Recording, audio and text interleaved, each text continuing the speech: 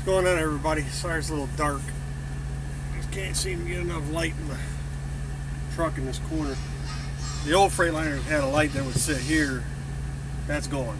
Now they got this thingamabob light over top of the dash, and it just don't put out as much as the old Freightliner did.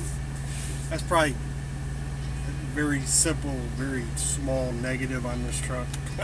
I can live with it. But yeah, got the truck serviced. Got a load, took us back home. I dropped the truck off Wednesday after we got back. We got back Wednesday, delivered. Went and dropped the truck off. I actually went and dropped the trailer off at the terminal. Then I went and dropped the truck off at the dealer. It was actually done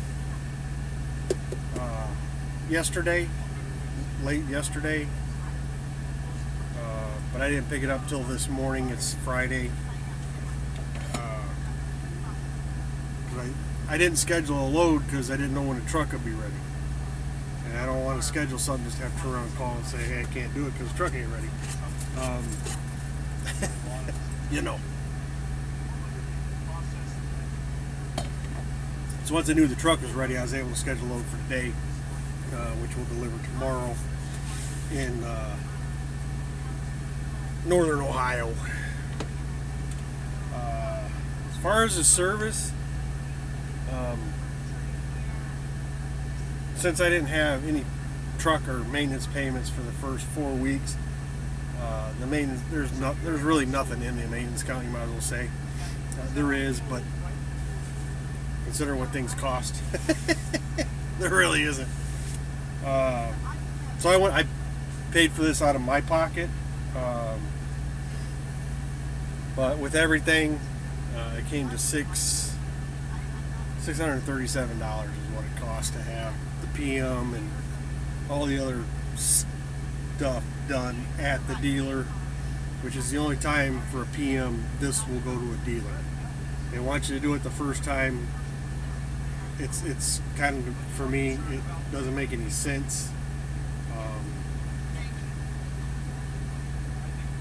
For one thing is they call it a shakedown basically, and this was the hardest thing to explain to the dealer, which made no sense. It's pretty straightforward. They just want them to go over the truck, well, just to make sure, try to catch issues before they become real issues. I explained that to two people at the dealership, one at the dealership and one on the phone, that called me asking me what it was. It ain't that I want you to go out and shake the truck. Just go over and take a look at it, just like you would on basically a DOT inspection. Just make sure everything is, all the nuts and bolts are tight. That's all I was trying to do. But I finally got it across. But yeah, we got the PM done. Picked it up this morning, ran to the terminal. That's where we keep our personal vehicle because it's a secured lot. Dropped off the truck, ran and got an empty, and then went and got this load. This load was supposed to be a drop and hook on both ends. Now, I've been in this program for a month and a half. This is the second time I've had a drop and hook from the shipper turn into a live load. Which, when you pick a load, you try to plan for when you can get it dropped off. And I can still do it within the window that I planned, but it put me 2 hours behind what I wanted to do, which happens. This was, it's not, I'm not mad about it. It's just, I'm irritated about it. The girl at the shipper that I spoke with, really nice, really apologetic, which she didn't need to be. It was not her fault. Told me, and I don't know if it's true, this is hearsay, that they had been contacting Snyder all morning this morning trying to get trailers in because they didn't have any trailers, empty trailers, to do these preloads. I don't know if this is the first time I've ever been to this customer with this company. I've been to it twice before with another company. It's always a live load. But I don't know if this is a new customer for them and they just haven't gotten trailers over there. I don't know. Doesn't really matter at this point. But as an owner-operator working off their load board, you count on the information to be correct. Because time is money. Time is money. And I guarantee you, they're not going to do anything to lose $1 on it. So, you know, it is what it is. What are you going to do? Really, what are you going to do? I got the load. We're moving. We'll call it that.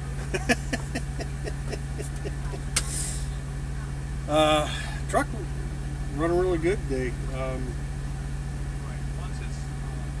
Must like new oil. But other than that, last week,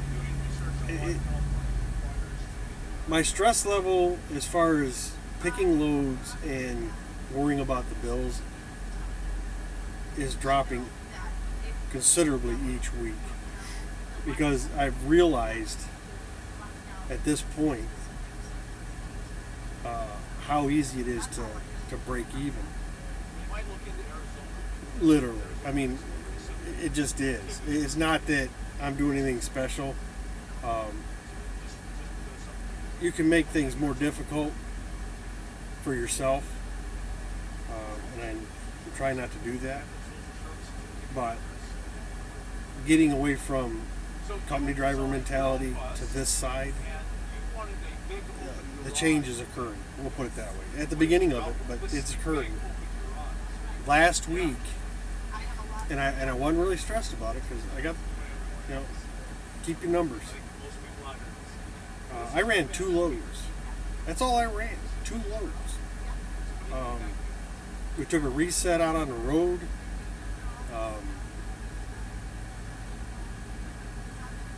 And I still put a pretty good lump in my checking account, my business account. It ain't that you can come out here in this and sit back and do as little as possible. That's not what I'm saying. But if you have an off week, it's not that big of a stressor. You just have to try to do what you can before the settlement week cutoff happens. Again, I ran 2 loads, and actually 3, because I picked up the load that took us home on Monday, which is the cutoff day, but it didn't deliver till Tuesday. So, anyway, so I ran 2 loads, still made money, paid everything, still made money. Not bad. Been watching how much fuel I buy. I keep a real tight lock on that. I try to. Try not to overbuy. I generally put 50 to 90 gallons in at a time, depending on what load I'm running and how many miles are on it. So, trying to keep costs controlled there, especially like last week. We were up in Ohio. I bought as little as I could in Ohio because it was higher, enough to get me down into Tennessee, west of Nashville, because it's cheaper. So I was able to do that. And then today, when we left the terminal, I put fuel in at the terminal because it's cheaper at the terminal. So that's the biggest cost you have. So other than the truck, so I'm trying to minimize that cost as much as you possibly can, or I possibly can. So far, I'm doing pretty decent. I'm sure I'll get better at it. The more I get used to the different areas, like Missouri, the fuel's always cheap in Missouri that I've seen. Of course, you get up into close to a city, the prices are definitely going to jump just because they make more money because it's more population. So yeah, I've been keeping a watch on the fuel. What else? As far as the truck, that's probably pretty much it. Just working, not killing myself, but working.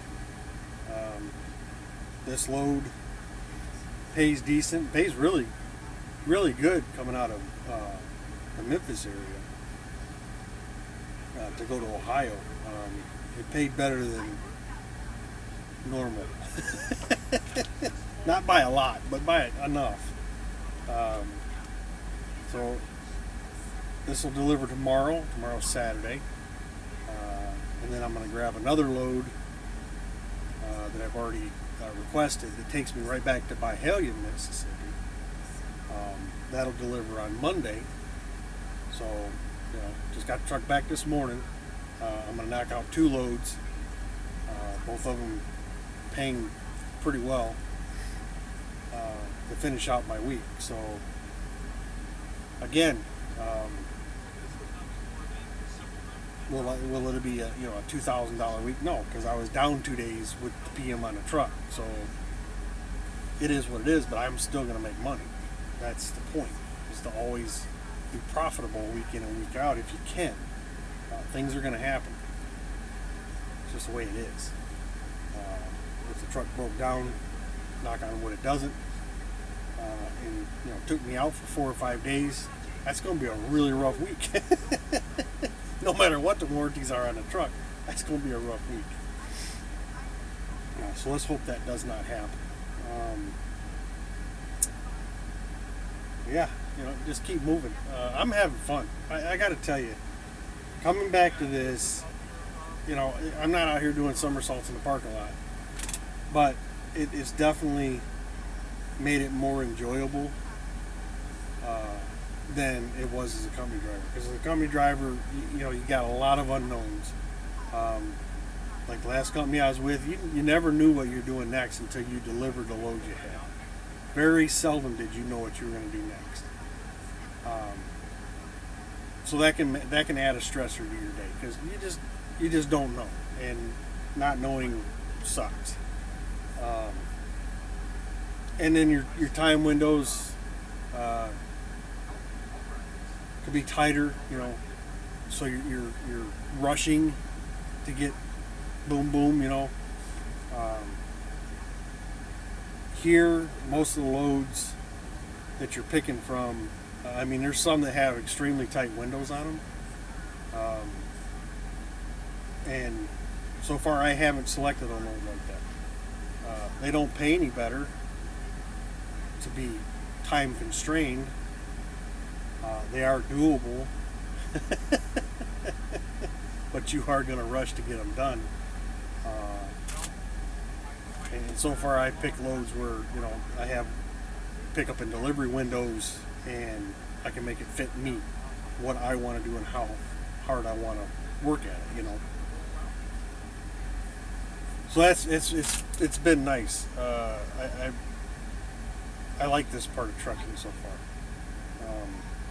Now, hit me with a bad week and ask me that same question. I'm sure the answer's going to change. Other than that. But just a quick note. I've really noticed, and it seems to be getting worse. The way guys drive trucks. I don't think... I was lucky. When I trained, I had a trainer that was... you couldn't use the Jake. You had to negotiate a hill without help, more or less, in a stick, by the way. And I've noticed these guys, they're obviously not teaching guys how to run a hill, run a grade. Because these guys will fly over the top of a hill at 70 miles an hour and ride their brakes all the way down the backside. Listen, just because you're not running Donner or Monteagle or anything like that, doesn't mean you want to run like that. That's just stupidity, because all you're doing is killing your brakes. You just eat. Now, if you're a company driver, I guess you don't care because it's not your brakes. I mean, you'll care when they don't work at the bottom.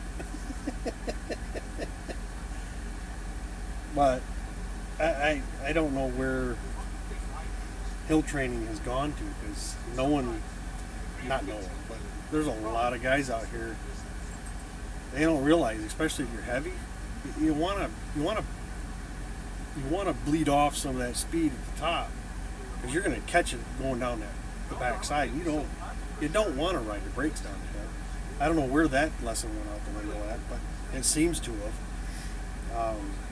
I don't know how many times I've gotten down the bottom of the hill behind a guy that's just rode his brakes all the way down because he came over the hill at 90 mile an hour, and you can just smell it. You can just smell it. And if that had been a bigger grade or a bigger hill with a steeper grade, who knows what'll end up happening. You want to be able to trust your equipment, but you can only trust it so far, because things can go wrong. It's just the nature of the beast. Even this truck, it's got brand new brakes on it. Don't mean shit.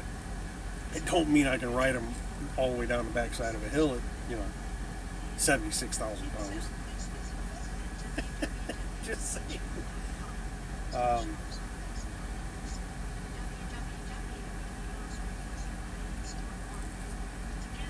Well, yeah, I mean, if anybody that watches these videos, maybe you've noticed the same thing, or maybe I just paying attention more.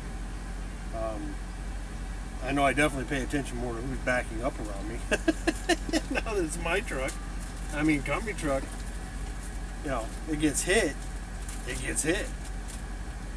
My truck, I don't want it to hit my truck. It's not, I gotta wait for it to get fixed. But this parking lot is, even at this time of night, there's tons of parking, and we're off of I-40 in Tennessee. And what happens?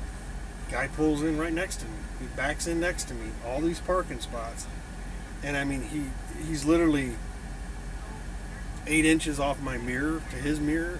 He's like right on top of me. It's like, how can that be? For one, I don't understand why people want to park. If there's room, why do you want to park right on top of somebody? I don't like people that much. Just saying. I'd rather be alone. Give me some space. But yeah, as long as he didn't hit it, we're good. Because I watched him, and then I'd have hit that air horn in a heartbeat if he came any closer.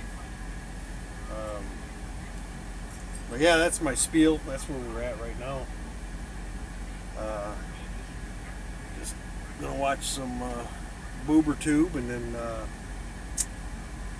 head to hay. So just another thing, got new phones and trying out the camera on these, except for the darkness.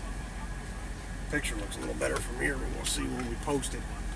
The other camera in low light conditions would be grainy. So yeah. But as always, I appreciate you guys taking time. Be safe. We'll talk to you.